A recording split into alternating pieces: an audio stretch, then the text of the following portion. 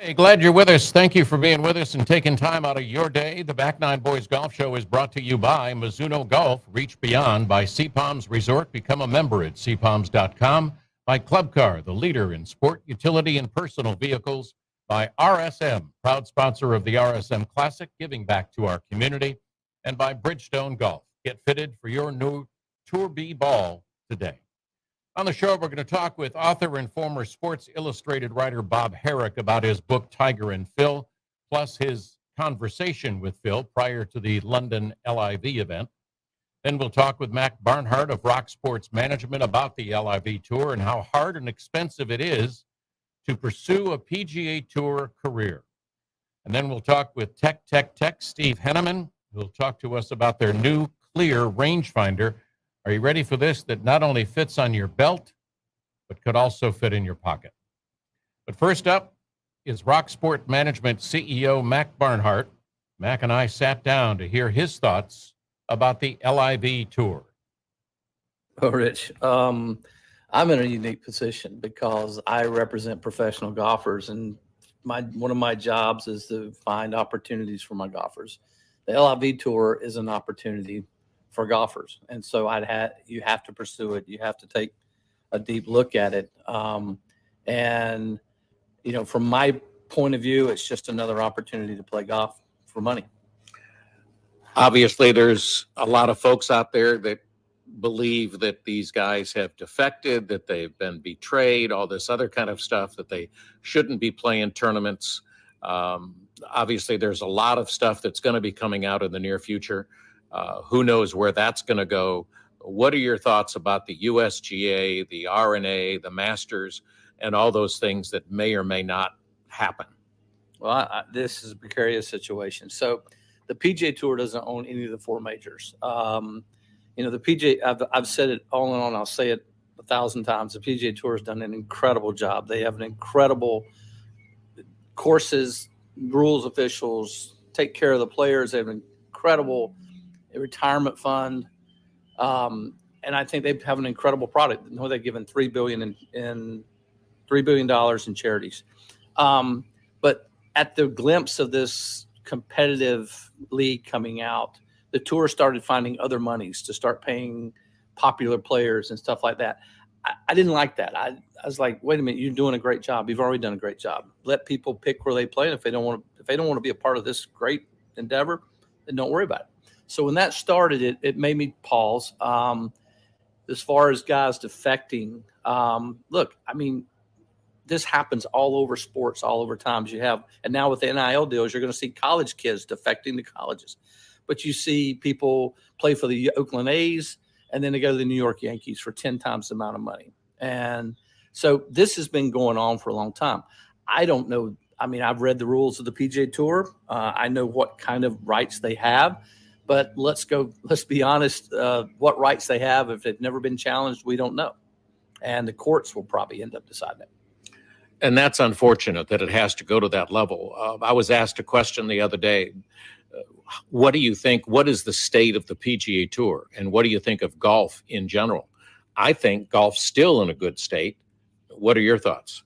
Well, I think it's an incredible state. I don't know if it was COVID or what, but I mean, the participation in golf is off the charts. More people are playing it. Instructors here at Frederica Golf Club, I mean, these guys are busy from light to dark. So I think it's been incredible. But I think when the tour has had, PGA Tour has had, they're the number one tour in the world. It used to be the European Tour. Every so often you're going to have an Uber hop into your business and disrupt how your business is, and you may have to respond to that. So I think I don't want to say it's great for golf to have all this turmoil, but I think it's great for golf to maybe go take another look at itself and say, where are we as a competitive sport? And are we doing the things that maybe the way we should do it? All right. Phil Mickelson has obviously been one of the front runners along with DJ and a couple of others as far as going to the LIV Tour. Phil made some comments early on. He's in an interesting place in his career, but he still says, I still want to play on the PGA Tour. Do you have any thoughts or comments of whether or not that may or may not happen? I think that is that is going to go to court. In my opinion, I'm not an attorney, but I would imagine that's going to go to court, whether they have the right to do it. Because from my point of view, I look at it as this: you're a sponsor of a tournament, and you're paying $10 million to be the sponsor, and you want the biggest draws you can take to bring in the most crowds. And so they have sponsor exemptions that they can give to anyone. I mean, we fight for our young guys to get those. What keeps these tournaments inviting Phil Mickelson? Well, because they invite non-members all the time to play on sponsors. On a sponsor exemption. That are I guess it's, they're called, some of them they have membership and some of them are just open sponsor. Right. What would keep them from Monday qualifying? I doubt they do that. But I don't know. I think that's a really funny question, because I don't think the sponsors that are paying all the money, I don't know if they would, anybody to make their draw bigger, because I know how hard they work to get the best fields they can to bring in. I've seen them bring in, baseball players that really can't play just to heighten the excitement of the tournament. Right. So it's just going to be an interesting thing. I don't know. It's never been challenged. All right. You have one of your players that played in the LIV tournament. What have you heard from him about playing in that tournament? Yeah. Well, Andy Ogletree, he had a conditional membership on the Korn Ferry. His number wasn't good enough. He hasn't played in a Korn Ferry event this year. And so in that, I was trying to find him some tournaments to play in. And there's the Asian Tour, which took a lot of investment from the same folks as Live Golf. Had a lot of events. And so I was talking to them about Andy playing in some Asian events, and which I think would be great. I'm just looking for world ranking points. I'm looking to just get him on the golf course. And then somehow, I guess the Live thing came up, being U.S. Amateur Champion, and they gave him a one-time invite. It was just 1 week. Andy hadn't played golf in about 2.5 months. He had a little bit of back injury, but even that, he just wasn't getting any tournaments. So he was super rusty. So he played horrible, and he wasn't happy about that. But as far as the experience, they paid all his expenses. They put him in a 5-star hotel. They treated his caddy better than anybody treats him. He had nothing but great things to say about it. So he goes, besides playing like crap, it was a lot of fun. Mac, coming out of college, how hard is it for a good golfer out of college to make it in the mini tours, to try and get their dream of being on the PGA Tour? It's expensive. It's beyond expensive. And statistically, I'm not sure you wouldn't be better off buying scratchers out of your local Lodo office. You're looking, people don't understand in other sports, baseball, basketball, football, kid comes out of high school. He's just playing high school football. He's a star. He gets drafted by college. They promote him all up. Then he gets drafted by the NFL or whoever. And all those times he's being supported with whatever he needs. He's probably not coming out of pocket. He's probably not eating well. Now we have these NIL deals. They will, but they could go in and start making a living. That is not true in golf. There's so many guys that are so good that will never have the opportunity to get out there because they don't have the financing. And people say to me, well, if they can't play for money, they can't handle the stress. I said, well, that's not true either. To get through Q School, I would imagine it's probably, when you add in the Q School application fee and the traveling and the caddy and the training and the teaching, it's a $20,000 endeavor just to get your Korn Ferry card.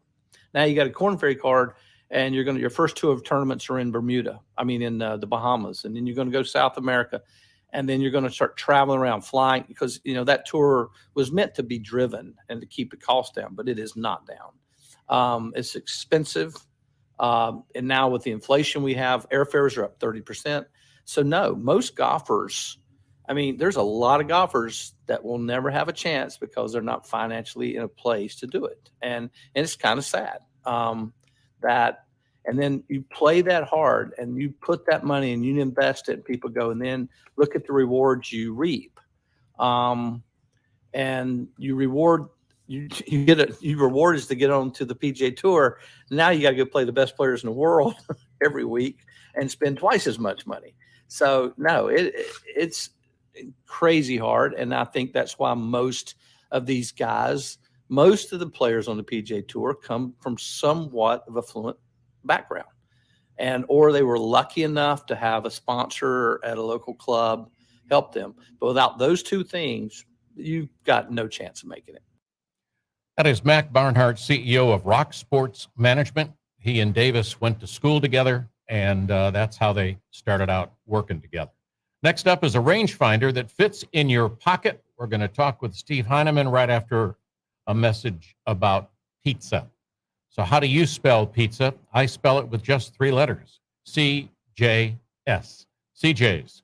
That's right, CJ's Italian restaurant. They have the best deep dish in the area, best thin crust as well, made with fresh ingredients every day. Their eclectic decor and great customer service welcomes you into their place across from Parker's on Mallory Street on the island.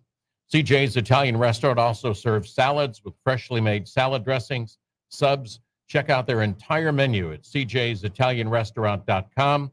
Dine in or take out 7 days a week. They open every day at 4:30. Locally owned by Graham and Ada Owens, cjsitalianrestaurant.com.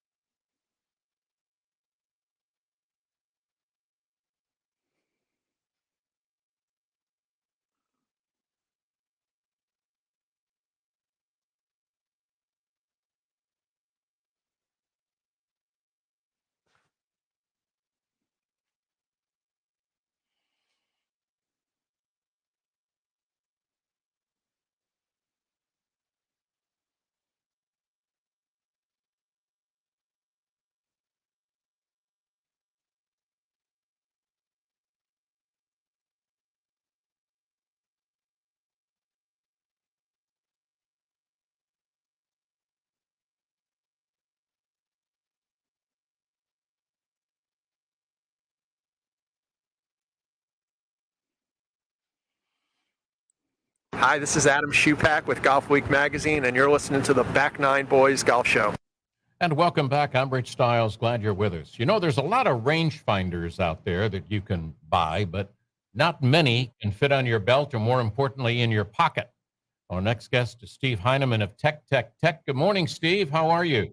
Good morning, Rich. Doing great. Thank you. How are you? I am doing great, and I'm glad you're with us. Tell us about this small than most rangefinder. It's called Clear. I like the name because it kind of helps you with the visual, but tell us a little bit more about it. Sure. Yeah, it's small package, but it has all the features and benefits that you need. It has slope. It has a slope on and off feature, which is this slidable button here on the front. So basically, you just cover the yellow color to turn the slope off. It's got the built-in magnet on the back. Has target lock vibration. Has scan mode. Comes with lots of bells and whistles, including we make it wearable. So this is a belt clip. You just put that on your belt and or your bag, and you can magnetize it to whatever that clip is attached to. So we made it small so that it would be wearable without discomfort. Having some heavy product on your belt is never good when you're playing golf. So we made it small, compact, lightweight, so that it would be wearable for those that want to use that feature. And the clip that you can clip it to, you can put it on your belt or even put it on your bag. When Correct. you're going over some bumps that a lot of people may not see as they're driving the golf cart, how stable would it be at that point? Very stable. So I have it attached to the clip right here, and we've done all kinds of drop tests on it. We've Okay. used it on the course many rounds before we would launch a product. So I figured you would. we Yeah. put it on the post of the cart and run it all over the place, up and down bumps, and we try to find the biggest holes in the course to run over and make sure that the magnet does not disconnect. Now, that's always a good thing. One of the biggest advantages, though, that you didn't say is the price. I mean, the price point is fantastic. It is, and we're very happy about that. Yeah, $199. So it has all the features of the big brands that are $100, $200 more expensive, but at a much lower price point. So we wanted to give this innovation and this size package to everybody, and that price point we think does that. And color-wise, they have some choices to make when. Sure. Yeah, there's 3 colors available. The black that I'm holding, we have a kind of a bright yellow, which has been doing very well. It's actually our best selling right now. I'll bet. And we also have white. The downside to the black is most golf carts, the post is black. Yes. So it kind of blends in. Right. Yeah. And since it's small, that's going to be an issue for a lot of people. But if you're going to wear it, or if you're a walker, black is obviously not a big deal. But the yellow has just been doing very well. I think just because as far as I know, there's no other yellow golf rangefinder out there. So it's been doing very well, and people like it a lot. Yeah, definitely would stand out. So would the white one, but you're right. That black would kind of blend in, and somebody will say, whoops, I left my rangefinder in the cart. Exactly. Yeah. We want to try to avoid that. Yeah.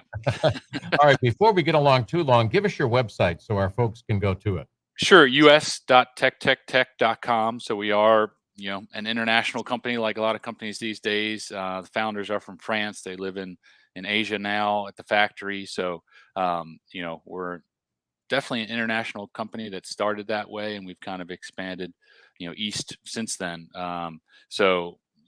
In the U.S., our sales started really in Japan and on Amazon.com. And in recent years, we're kind of obviously trying to grow our U.S. business as well. A lot of international business for us, and we're trying to expand beyond that.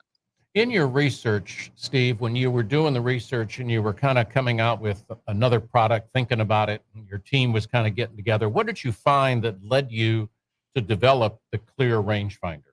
The biggest thing is size and the weight of it. There's Okay. some very good rangefinders out there. I mean, there's a lot of good rangefinders, and the best ones, in my opinion, are a little bit heavy, a little bit bulky, Yeah. and we wanted to do something opposite of that.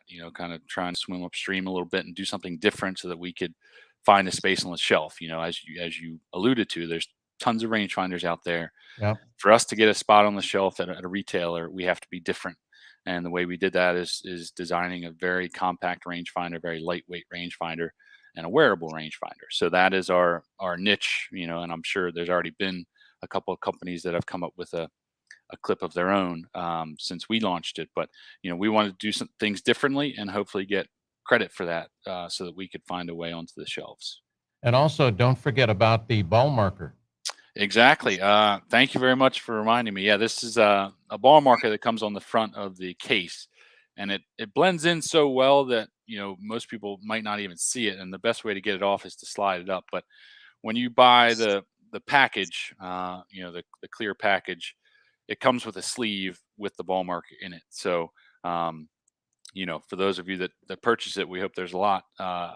Look at the sleeve inside the case to find your ball marker, and then once you get it out of the sleeve, then you can magnetize it to the front.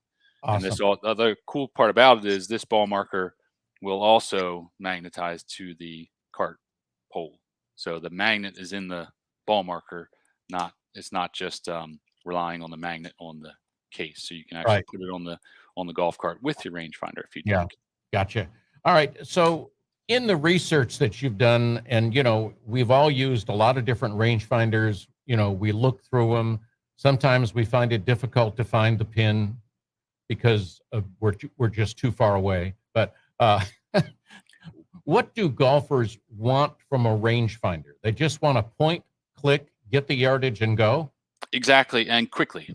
So you don't want to. Some of the less expensive rangefinders out there just take a little while. They take 3-4 seconds, which is a lot of time in a lot of people's opinion, to find the target. Or you might sit there and be scanning back and forth and it just can't pick up the flag, especially like you said, from a further distance. So, ours is extremely quick. It's almost instantaneous. The other really cool feature that gets overlooked, that we're not the only ones with it, but scan mode is pretty cool. So there's basically 3 modes for this rangefinder. The front button with an M on it, siphons through the modes. The second mode is a scan mode, and you can actually hold down the trigger / power button and scan from left to right or right to left, whether you want to get the trap, the water and the pin. You can get all those measurements with one continuous shot, which is pretty cool because you can obviously, hit all of those targets and know where you want to miss if you do miss, with the benefit of the rangefinder. So, of course, a lot of caddies and a lot of the pros say they never see water. They never see the sand, even though they end up in the sand or the water. But we're not supposed to be looking at that. We're supposed to be looking beyond that. Exactly. If you happen to want to look at it, if it's a beautiful, pond, check it out and see how far away it is. Yeah. So separating yourself from the others, it's lightweight, it's small, it fits on your belt or in your pocket. It's got all the features, and there's just an awful lot of competition. How are sales going so far? They're going well. It's, the retail environment, especially, if any of your audience is watching the news right now, is tough. All kinds of talk of recession and things like that. So it's a tough market right now in general, and I think that probably all golf companies would agree a little bit with that. And the biggest thing with retail is building trust. So I've been in the industry for a while, and that has helped us, quite a bit. Right. But most buyers at a retailer are going to want to see you around for a while. So it's almost like they want to go through a cycle, make sure that you're still here. We were at the PGA show last year. Are we going to be there again next year? They'll visit us again. It's essentially a 3 to 6 month cycle for a lot of these retailers to add you to their retail shop. So that's the biggest hurdle is time and patience. And that's what we have to deal with that. But at the same time, we have a very healthy cushion to fall back on, being Amazon. 3 years ago, we were the #1 selling rangefinder on Amazon. Since then, there's been an influx of competition, which has leveled it out a little bit. But yeah, we're doing very well on Amazon. We do very well in Japan. So those are kind of the crutches that we use to get us to the next retail cycle that we're working through right now. But at the same time, we've had several retailers, add us. We're in all Dick's Sporting Goods. We're in American Golf, all stores in the UK. So, it's happening, and it can never happen as fast as you want, but we're doing very well. Yeah, well, that's always good. So what's next for Tech? What are some of the things, or can you relay on any of the things that you guys are looking at for the future? Sure. I mean, there's all kinds of tech. You know, our name kind of says it all. It's obvious what we like to specialize in. You know, our founders, two brothers from France, are engineers by trade, and you know, they're optics people. You know, they're big surfers. They developed, you know, essentially a equivalent to the GoPro many years ago, and that's where we want to continue to be strong. Is technology. So we have all kinds of, you know, smart technology coming out. You know, there's lots of speakers out there. I think we'll probably have a speaker coming pretty soon. Okay. Ours is going to be different, of course. So I hope everyone looks forward to seeing that. Probably within the next 3 months, we'll have that. How so? Um, Can you tell us? let's- what's that again? How so? How will your speaker be different? If you can take some hints from the clear, it's going to Gotcha. be small, compact, and it's going to have some magnetic features that nobody else has. And some general features that nobody else has. So Okay. it's just you know, music on the golf course has become norm, It and has. we can't just come out with a speaker. If we came out with a speaker, Yeah. nobody would give us any credibility. So No. ours is going to be different. It's going to be smaller, compact, lightweight, maybe even wearable. You know, if you follow along. So it's an Interesting. exciting product for us, and Interesting. we're going to go well beyond that. We have lots of ideas, and R&D is working hard. So So you'll have a rangefinder on one hip and a speaker on the other. exactly, Yep, like old-fashioned the- cowboy, I was cowboy just going to style. say it like the old west. Steve, thanks so much for taking time to be with us. Always a pleasure to see you, talk to you, see you at the PGA show, if not sooner. Definitely, I really appreciate it, Rich. Thanks to the audience for listening in, and I hope to see all of you very soon. All right. Steve Heineman from Tech.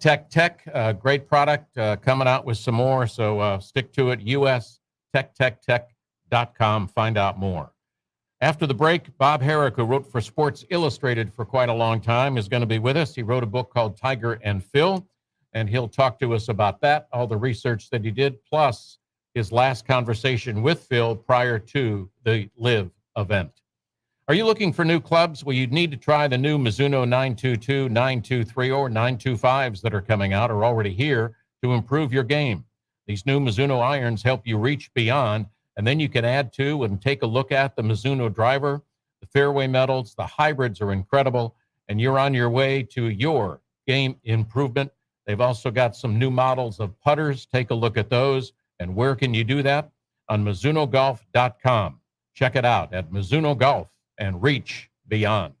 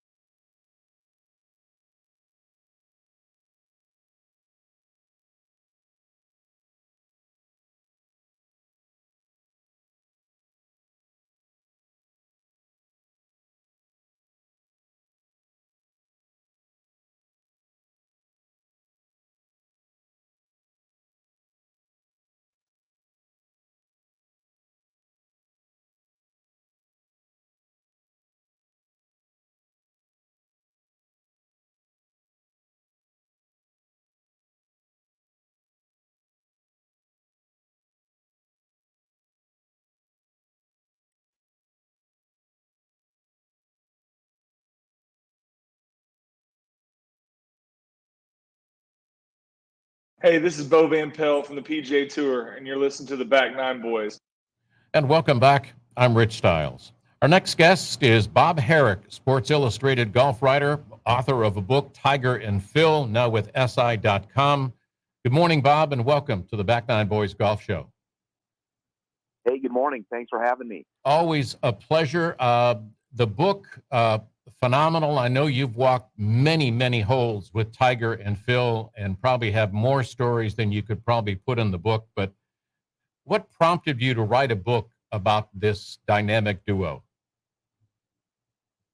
Yeah, I should be in a lot better shape considering all the golf holes I've walked. But the impetus came in 2019 after Tiger won the Masters. And, I just kind of thought, what a great cap to a career if that was it. And I just sort of started poking around a little bit and recognized that nobody had really explored the intersection of Tiger and Phil. And they were the top two names in the game for 25 years. Yeah.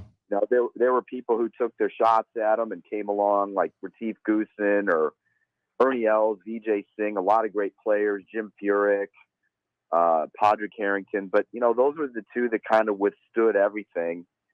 And, they both were phenoms as kids. They both were highly touted. They both exceeded expectations beyond anybody's dreams.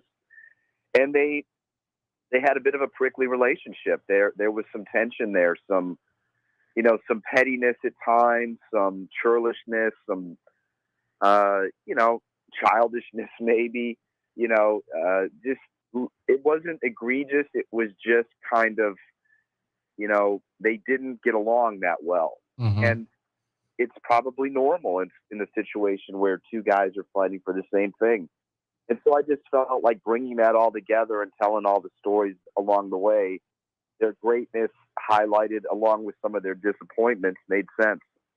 And Bob, when you're doing all this research and then you put out the book, I'm sure there's some things that you didn't put in there that you wished you did, but what was one of the most interesting things, let's say first about Tiger, that you thought, oh my gosh, I didn't know that before?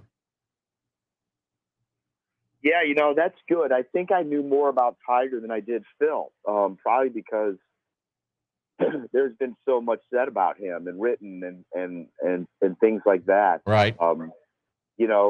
I think maybe there were some little stories I learned that are in the book that kind of highlighted that, Tiger didn't mind sort of keeping Phil in his place.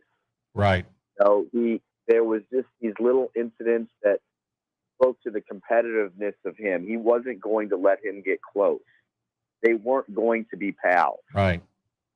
And, whereas on the Phil side of that, I think in exploring it, I came to appreciate just how good he was before Tiger was really good. I mean, Phil was 4 or 5 years older. He won everything as a junior, as an amateur. He still holds the record for most AJGA wins. He won a PGA Tour event as an amateur while he was a junior at Arizona State. Tiger never did that. Right. You could put their junior and amateur records side by side, and if you didn't know who they were, you might say Phil would have had the better pro career. So, those are some of the things that I learned, obviously, along the way. There's backstories to all of their wins, things that, we learned after the fact that I tried to bring forth. And it was a long but fun project. Well, one of the things that I think a lot of people really know about Tiger is his mental aspect. It's far superior when he was in his prime than most others. And Phil, at times during his career, it seems like his thinking while he was on the course was not really where it should have been. Yeah, it's a great point. I mean, we've seen Tiger's mental capacity here just this year. Right. I mean, to be able to get through the Masters and what he did at the PGA Championship just to make the cut, takes some mental fortitude. I mean, he clearly, he's clearly driven unlike most people. And Phil was too, but Phil's attention to detail and probably, that extra little, motivation might not have quite been the same. Yeah. But, I say that and look at his record. He was incredibly successful. 45 PGA Tour wins is 20 plus more than anybody active today other than Tiger. Right. It's just a phenomenal accomplishment, especially in the Tiger era. There weren't as many tournaments to go around, and he still got his share. Yeah. And so I asked you what was something that maybe stood out from your relationship with Tiger. What stood out that you may not have known before about Phil? I think the main thing was just how good he was before he turned pro. That sort of preceded my time, and so much is discussed about Tiger as a kid. Winning, he's on TV shows when he was 5 years old. He won the 3 straight U.S. amateurs. But Phil did a lot of great stuff too. I think that's what stood out is in researching it.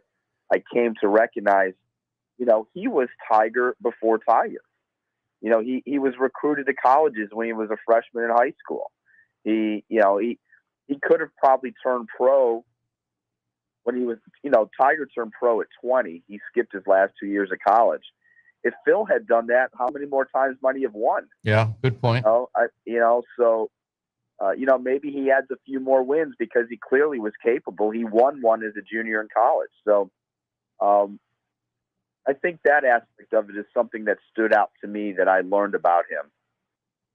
How accessible, Bob, while you were writing the book, were they with their unbelievably hectic, busy schedules? Did you do most of your talking to them on the phone, or were you able to get with them quite a bit, face one-on-one? For the book specifically, not at all, frankly, unfortunately. I started the project at the beginning of the pandemic. So for 3 months, there was no golf. Okay. And when we came back to golf in 2020, we couldn't get near these guys. And in truth, Tiger wasn't going to help me for a book. I mean, it wasn't like contentious or anything, but he was at the time in the process of doing his own memoir and was contractually prohibited from helping anybody with a book. Okay. I fully expected to be able to have a chance to ask him questions here and there, and I'm sure he would have answered them. But obviously then his car crash got in the way. And so when we came back to golf in 2021 is when I kind of thought that those opportunities might exist. Phil never said no to helping me with the book, but we just never, we never made it happen. And that was because basically he put me off a couple times, and then I ran out of time. Right. And I think he sort of regrets that now, given what's all happened, because my book was not meant to, it was more glorifying these guys. It was about their careers and the intersection of their careers. And there was some key moments he could have helped with a little bit that might have enhanced the story. But, right. I interviewed over 150 people for the book. When you're going to do something like this, you really have to get the people who were there as opposed to just the two guys, because their memories and what they're willing to disclose might not exactly be the same. Well, you were able to talk to Phil at a time that maybe not a lot of other people were. The other book came out about him, and he was on his way to the LIV event in London. What was that conversation like for you, and how do you assess where he was at that particular time based on all the things that have happened? Yeah, that was a little bit surreal, to be honest with you. Phil had gone into hiding basically for 4+ months. Yep. And, just like a lot of other people in my line of work, you reach out just to see if there's any chance. Right. I had texted his agent once or twice, not a lot. I didn't expect much. I I think I sent actually one text to Phil himself. I never got a response. And I was keeping in touch with the Live folks. And I let them know, hey, if he's willing to do an interview before he goes over there, and this is when we were hearing that he was going to do it, Right. and it all came together very late.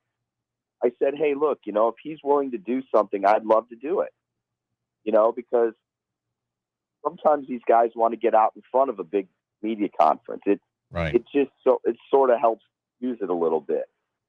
And so as it turned out, on the day that he signed, which was the Monday of the Live Week, actually just 12 days ago. Right. I got word as I was getting ready to go to London myself that he was willing to do it. So I had I live in Florida, and I had a 2-hour layover in Detroit, and that was the time that we did it. And it was pretty quick. 20 minutes, I think, is what I had.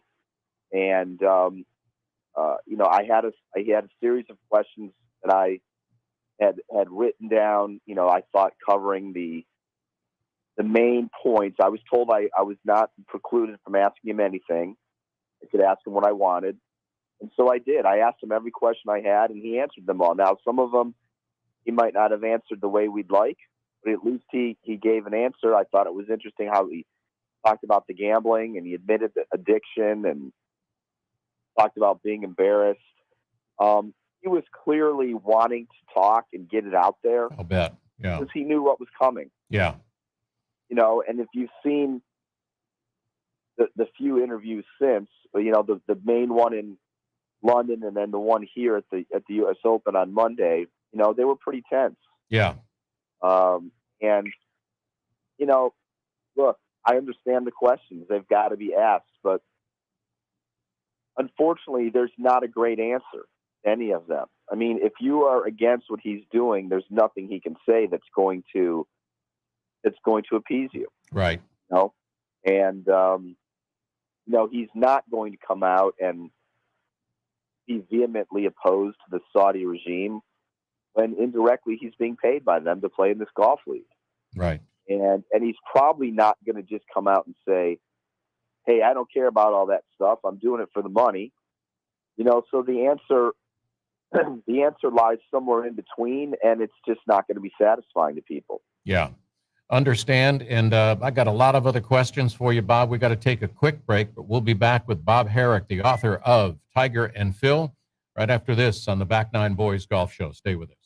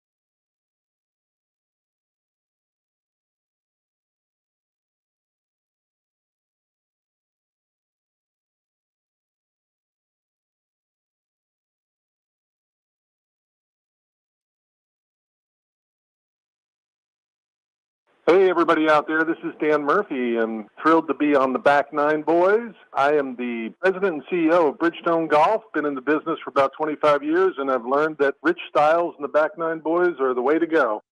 Way to go. You betcha. Well, we are going with Bob Herrick, SI.com, author of Tiger and Phil. Bob, how extensive did Phil get into any details about his gambling issues? I know the media said it was close to $40 million. All he said was that he had a problem that this goes back years. He didn't suggest the problem is now. That's ago. When I asked him about if he was doing this, because he was in financial distress, he quickly shot that down. He said, "Look, my family and I." Yeah, Bob, you're cutting out a little bit. I don't know if you're moving around or something, but we were good for a couple of minutes there. My apologies. That's okay. What I was saying was he didn't get into the details of how much money he owed. Okay. He tried to suggest, or did suggest, he said that he didn't do it for reasons because he owed a lot of money for gambling. He basically explained that he had a gambling problem a long time ago. It's an ongoing struggle. He'd like to do that. He was embarrassed that it became public, that it was such a problem. But he tried to diffuse the idea that any of this had to do with, debt or money owed. Okay. Well, that's obviously the media is going in that direction. Let me ask you this, Bob. Do you think the media has been fair to Phil during all this situation over the last 4 or 5 months? Well, I mean, I guess I could answer that two ways. He said what he said, and it was pretty damning. Right. He was very harsh on the PGA Tour. He kind of, said the quiet part out loud about the Saudis. Now, his intention, and I believe him, was that wasn't going to be published. And we can get into the whole dynamics of stuff that's off the record and on the record. The bottom line is he should have made darn sure it wasn't going to be printed. And if he really was afraid of something like that getting out, he shouldn't have said it. Right. So, there's that side of it. The side where I think it's unfair to him, there were 10, 12, 15 guys lined up in February ready to do this. And they all had their toes over the edge of the cliff, ready to jump. Right. And as soon as Phil said what he said, they all retreated. Yeah, and they put their backing behind the PGA Tour. Right, and he was left out there alone, dangling over the cliff. Right. And that's where I think he's been wronged, because there's a lot of guys, and now we're seeing it. Dustin Johnson signed up. Bryson DeChambeau signed up. Some lesser guys, but still prominent names. Sergio Garcia, Ian Poulter, Lee Westwood, Louis Oosthuizen finished second or third in 3 majors last year. Yeah. So a lot of guys were either close to doing it or have since done it, and Phil's the one taking all the grief. Yeah, and now there's talk of Koepka, Morikawa, Fowler, Scheffler, or Scheffler, sorry, all expected to go. There's going to be these things, and obviously money is the number one reason why they're going. Sure, it's a heck of a lot of money, and look, I'm not saying I agree necessarily with what's going on here. I think this is very divisive for golf. Yeah. But there's a reason it got to this point. And the reason it got to this point is because there's no guaranteed money in golf. You have to earn everything you make. Right. And while that sounds great to all of us who watch, it's not so great for these guys who, feel that they bring some value to events, and if they don't perform, they get nothing. Yeah. Well, let me ask. last few years, they've had that drummed into their heads that you deserve something. Right. Bob, do you think the PGA Tour, Jay Monahan in particular, has been correct in their stance? I mean, drawing a line in the sand that if you sign, you are no longer going to be on the PGA Tour. It's probably going to go to court. But do you think the PGA Tour has been, correct in their stance? It's another tough one because if they leave even a crack open, then that allows guys to go do it. Yeah. And while it's going to be painful in the short term, because you could have guys do both, frankly. You could. It's right. possible. Not easy, but you could. Well, they've played other tournaments. Sure. So he probably did what he had to do. Yeah. But what protect the wasn't brand. done was get out in front of this and figure out a way to make these guys happy. I mean, look, the PGA Tour is terrific. We've got about 30 seconds, Bob. Okay, I have to preface everything with that. But there are some flaws. Yeah. There are some things that players would like to have done better. There are some formats that they might like, and there might be some guaranteed money possibilities that have not been brought forth. Yeah. And so that's what led to all this. Yeah. Well, Bob, I can't thank you enough for being on. Great book. Thank you so much for taking the time to talk to us about Tiger and Phil, most importantly, LIV. Have a great day and hope we can call on you again. Thanks so much for having me. Have a great day. All right. Bob Herrick, SI.com, former writer for Sports Illustrated. You've been listening to the Back Nine Boys Golf Show. Hear us every week on ESPNCoastal.com. Golf whenever you want it. We'll be back next week with an all-new Back Nine Boys at back9boys.com.